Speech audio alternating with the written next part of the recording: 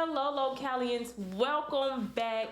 I know we're pushing out these episodes back to back to back, but you guys, it is election season. So why not? We're trying to get you all informed, okay? We're trying to help you out, do you a service over here at Keep It Local, where we keep it everything culture, community, and of course the 225. And I almost forgot to introduce myself, but you all know me, Destiny Beasley, aka the broadcast baddie. And you guys, we have another candidate here with us today, Nick Albares, the Democratic candidate for the U.S. Senate. And so you're one of the three candidates. And so how has this journey been for you so far? Well, first of all, Destiny, thank you so much for having me here today. It is wonderful to be with you and have this conversation. And it has been amazing being on the campaign trail, talking to Louisiana voters in every corner of this state. And so I'm so excited to connect with people because that's why I'm running for this office, because I want to fight for every family here in Louisiana, just as I've done throughout my career. Yes, and I read upon your bio on your website, and it says that you're a family man and your life leading up to now, that's what pushed you to become a public servant. So can you just walk me through that journey of where you now want to serve the people? Yeah, absolutely. So I've got three young boys. They're ages 11, 9, and 6. And so they keep me busy at home.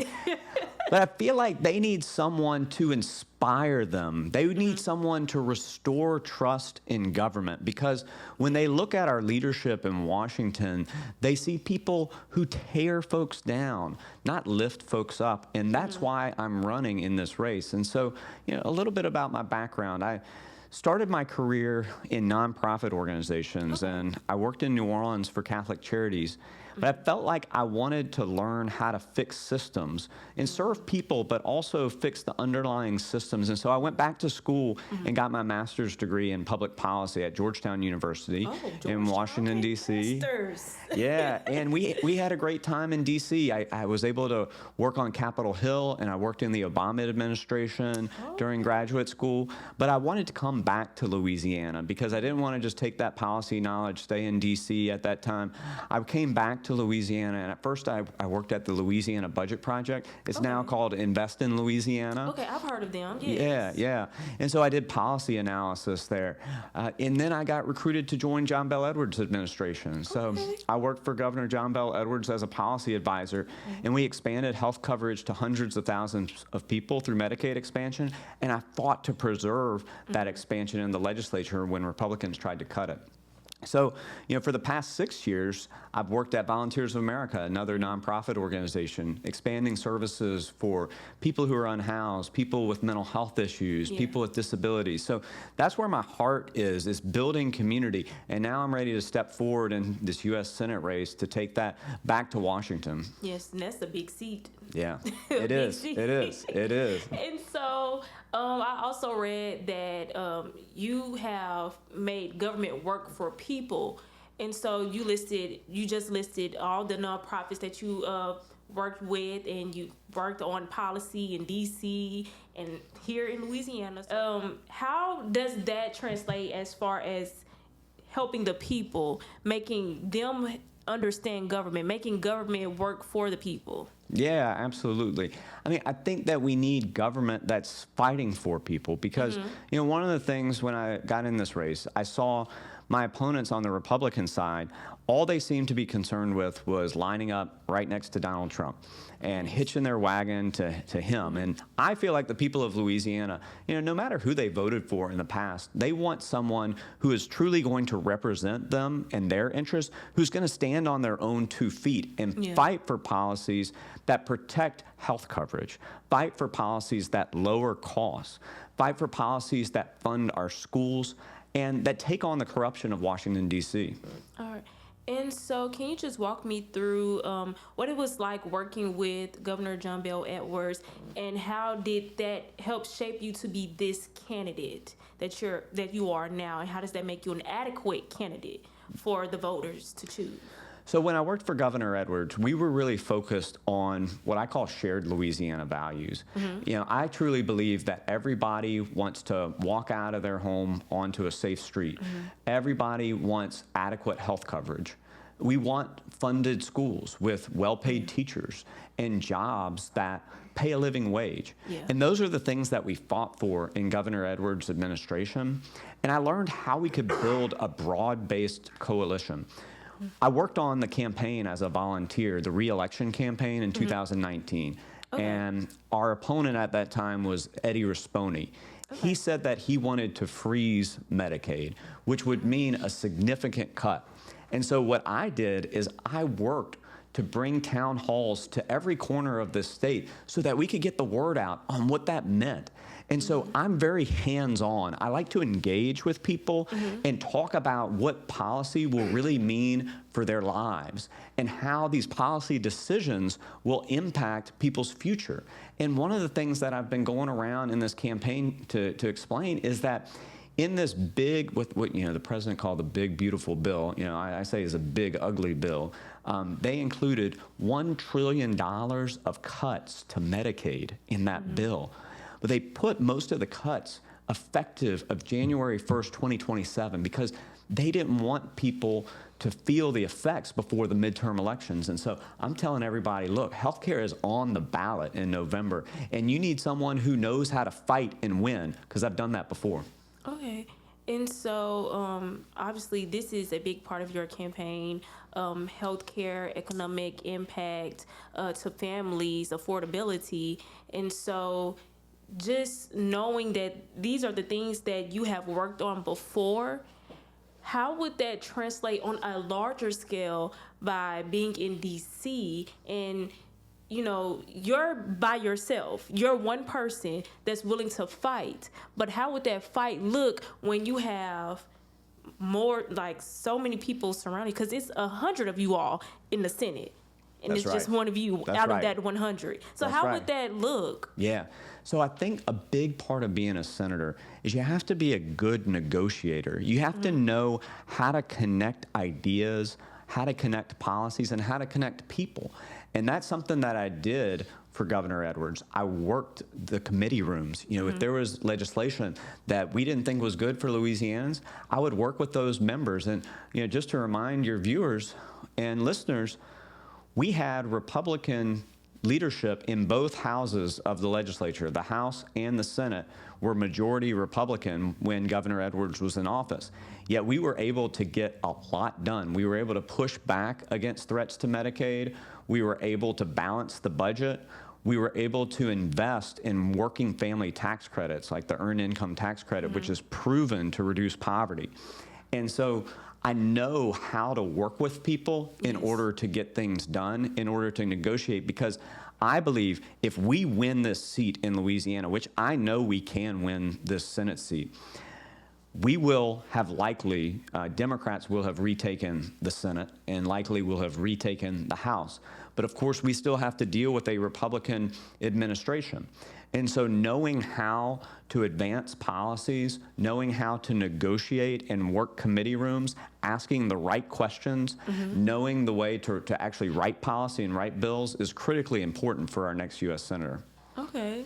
Well, thank you, Nick. We're going to get more into, the policies that you want to put in place if you're elected. And, just talk a little bit more about your journey. So, Localians, don't go anywhere, okay? Just stay tight. We're going to have some breaks for you all, but we're going to welcome you back after this break. I'm hungry. And I'm starving. I did not have time to go to the grocery store today. No worries. For 90 years, Chicken Shack has satisfied your family's hunger. Chicken Shack's famous knuckle-sucking good fried chicken is a must. Don't forget about our variety of po' boys and side dishes. Plus dessert. If it's still nothing stuck in you. You all heard the man.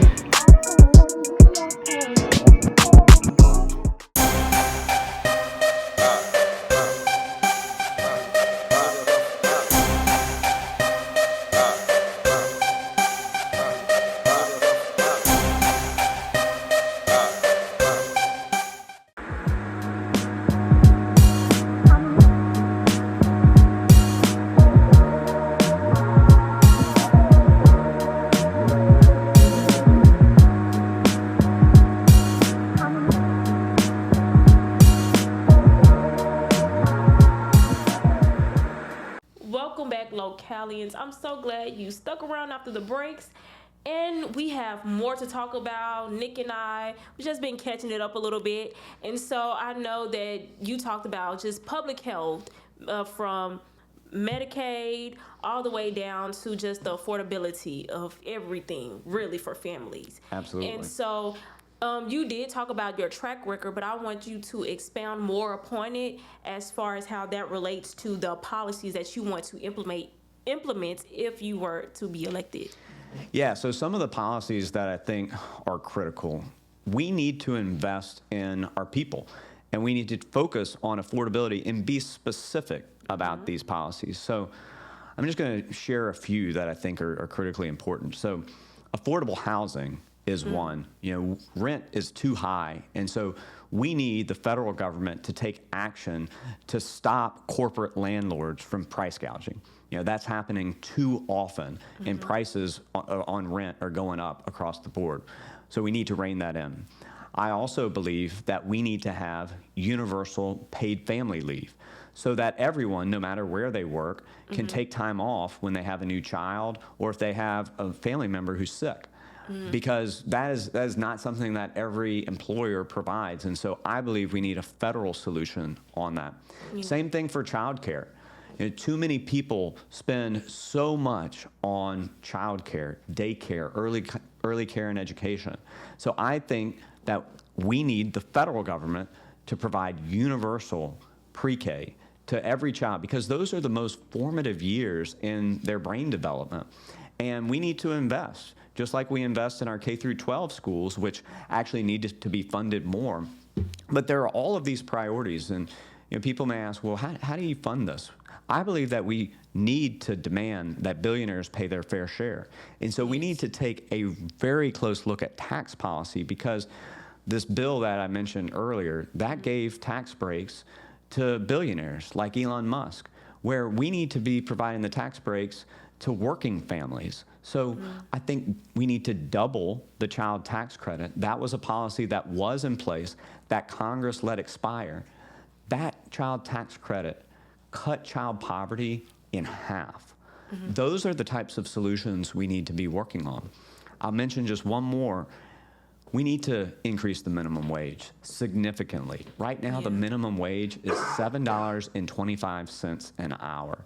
That's a moral failure. No one can live on that. I can't live off of that. No, nobody can. So we need to more than double the minimum wage. And when we do, we need to not just stop at $15 an hour. We need to make sure that we index it to inflation. And that means that it's set up so that it increases over time as costs increase, so that Congress doesn't have to go back every couple years to increase it, because we've seen how they failed over the past decade. Yes, and I know before the break, I did bring up how would that look like for you if you were to be elected and, negotiate. But once again, like I said, you are one person, and right now it's majority Republican. And so, say for instance, you do have these bills that you want to file and, get sent, but it's shot down. And it's shot down. So how would that look for you as far as still being an advocate for Louisianans here? Yeah. I'll mention a few thoughts. Number one, I think that we can create some momentum to reverse these healthcare cuts, because I think that we can make the case that if I'm in the Senate, that these healthcare cuts should not go into effect. We should not let people actually suffer under these cuts. I also believe that an important part of being a senator is having really excellent constituent services. Yes. And so when people call and need help with a federal agency, my office is going to be solution-oriented. When I worked at Volunteers of America, I would talk to my team all the time about, let's surface any problems we have, but let's come up with solutions. And so if someone calls, even if it's not in the direct purview of my office, I'm going to hire staff who are completely solution oriented, who are working to get to the root of a problem. And even if there's not an easy answer, we figure out how to create one so that we can develop the strongest communities we can here in Louisiana. And I think, we also use all of our communications channels. I want to be extremely transparent with the people of Louisiana. So I'd love to come back on your show as a U.S. Senator, and talk about what we're doing and talking about what we've learned. Because like I said, I have spent time on Capitol Hill when I was in graduate school, and I think that gives me an advantage in this race. Is something that I'm talking about because, I spent a semester there and really learned how to navigate the Capitol and navigate, the halls of Congress. And so I think, taking those lessons and then bringing it, sharing it with the people and say, look, this is how you can advocate. This is what's most effective because, in addition to your 2 senators, you have your U.S. representative.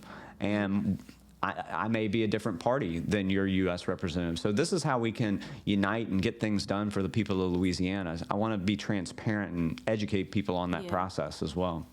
And so, just to go into your background, you do have a more political affiliated background compared to your opponents.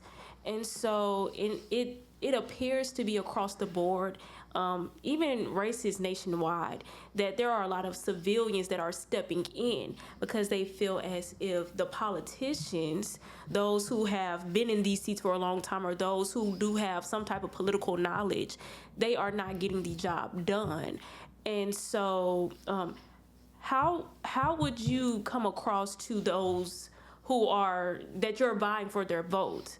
To say, hey, I understand that there are some politicians that you do feel as if they're not getting the job done.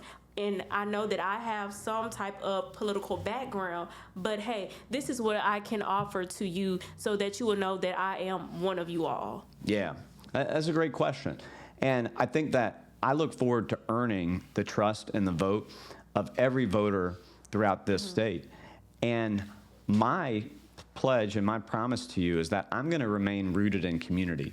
That's what my career has been about, is about community. So I started out post-Katrina in New Orleans, working to rebuild and working to develop solutions in the city. And I worked in advocacy across the board, and it was advocacy that led me into public policy. And so I served with Governor Edwards, and I learned how to get things done. And so I'm ready to go on day one.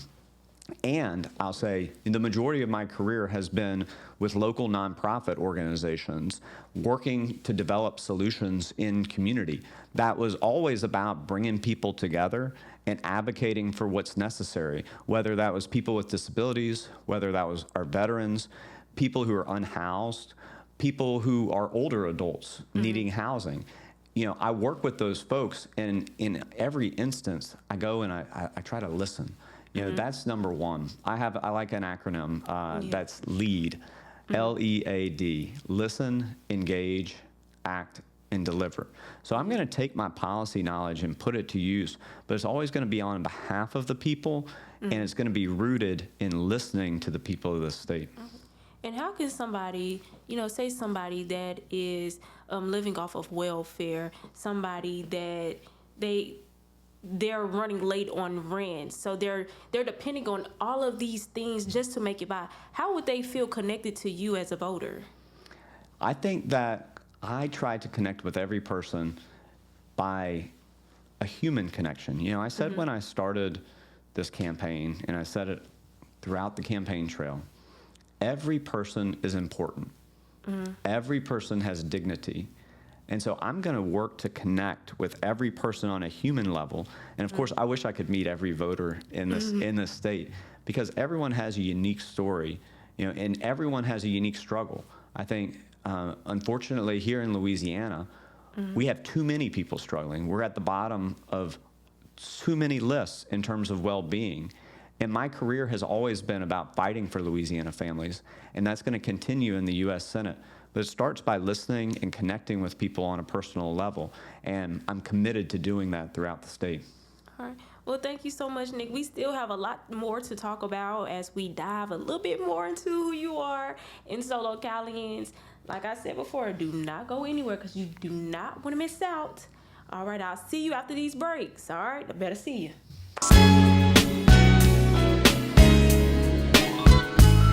Indulge yourself in the ultimate experience at Phoenix Air Spa, where our professional services are specifically designed to revitalize your mind, body, and spirit.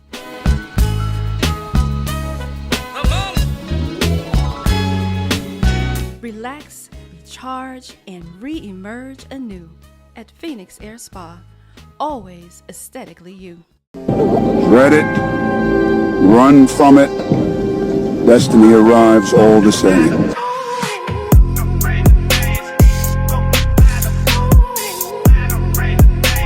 Oh, you think darkness is your ally?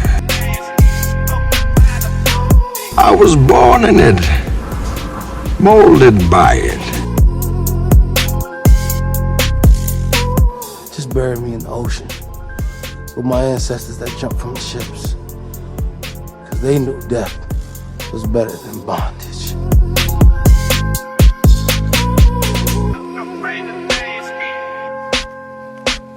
I am inevitable.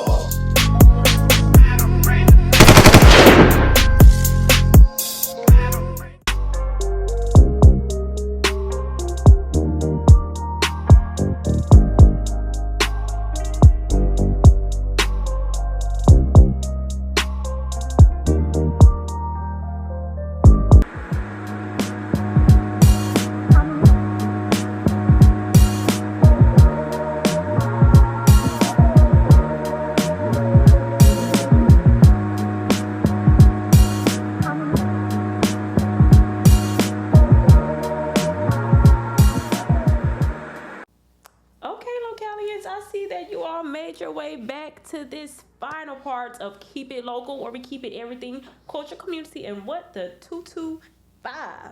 And we still have Nick Albares here with us to discuss more about his campaign and what's it's like on the trail.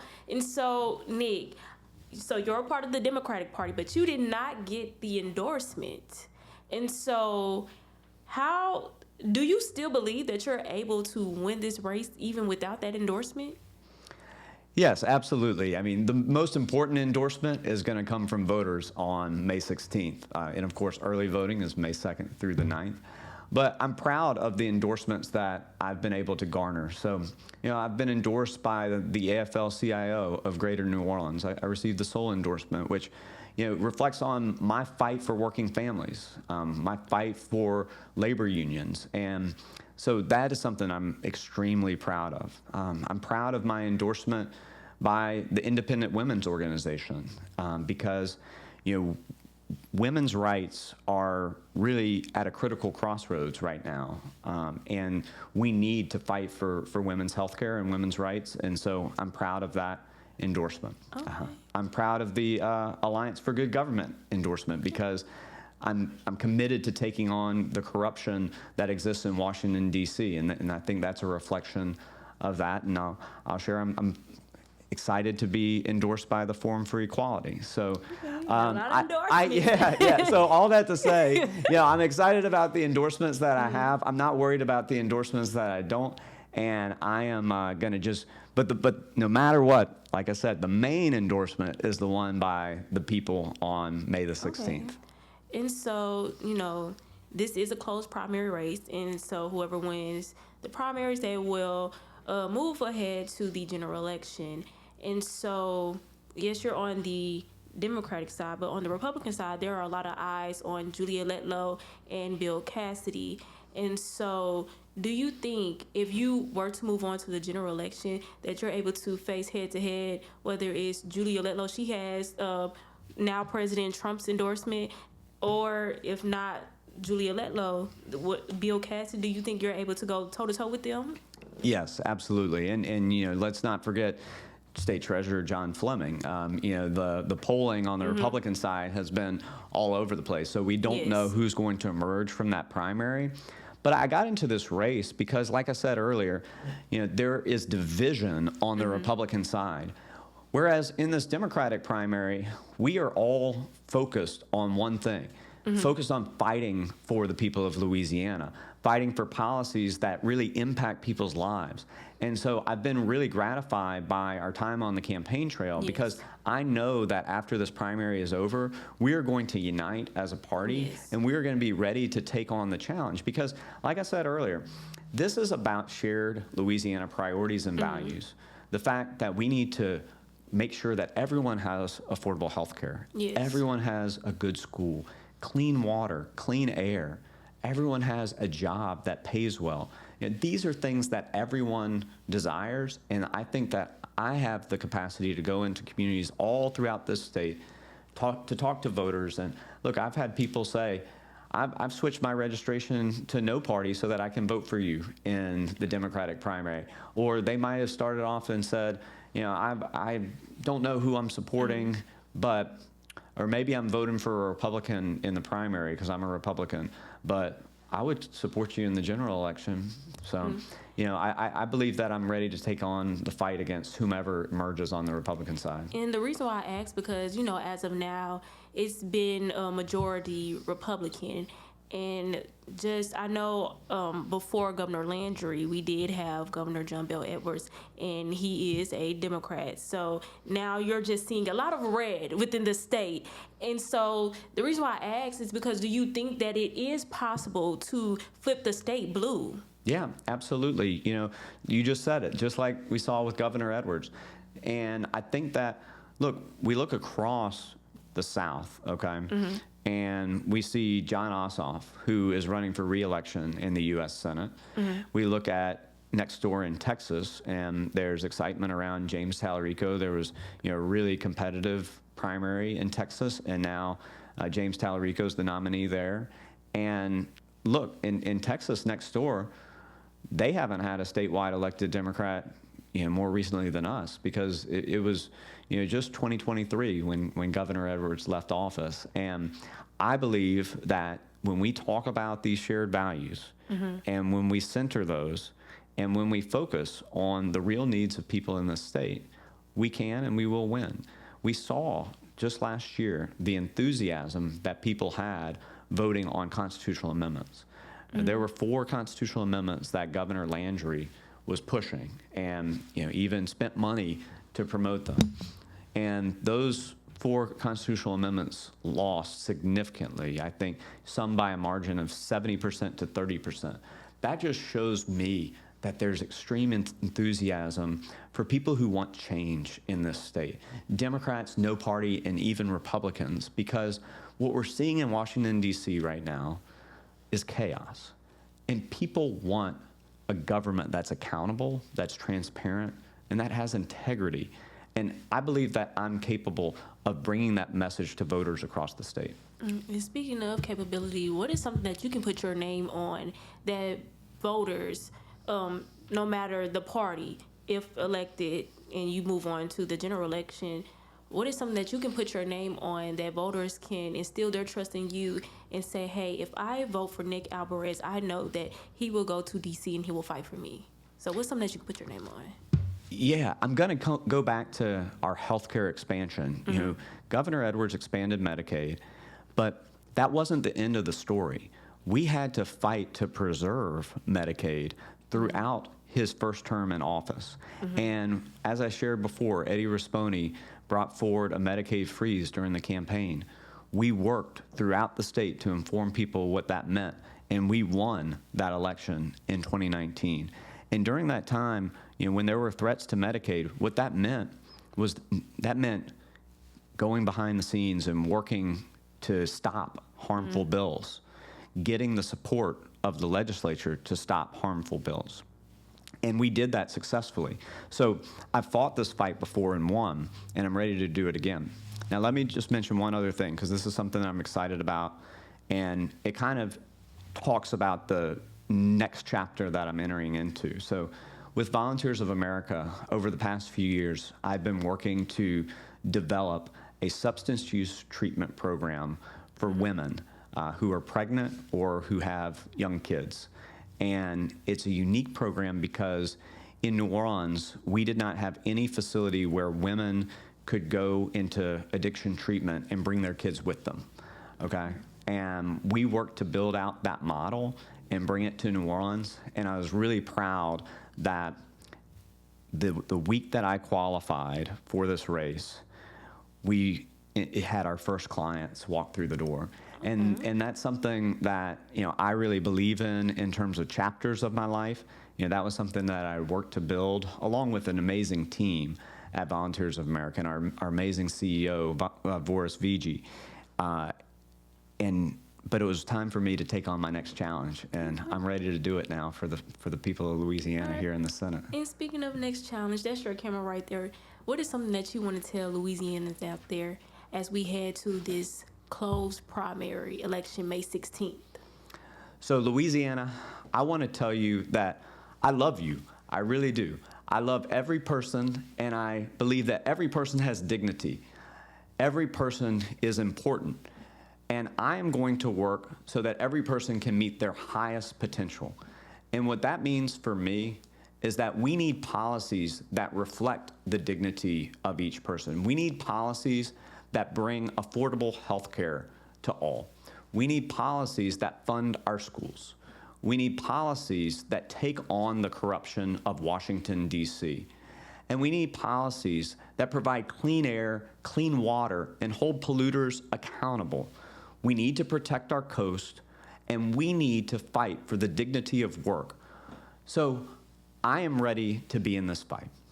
I encourage you all to get involved. My website is nickforlouisiana.com. I'm #1 on the ballot, so it's very easy to remember. And I encourage you to get out and vote, to get engaged, to get involved. And I look forward to seeing you out on the campaign trail. All right, well, thank you so much, Nick. I'm pretty sure they love that as well. But thank you so much for coming on to Keep It Local, or Keep It Everything Culture Community, and of course the 225. So I just want to, thank you so much for joining us. And Localians, make sure you stay tuned for what's to come on Keep It Local, because May 16th is creeping around the corner. So we want to keep you informed with everybody that's on the ballot and the amendments that will be on the ballot. Okay, Localians, I'll see you next time. See ya.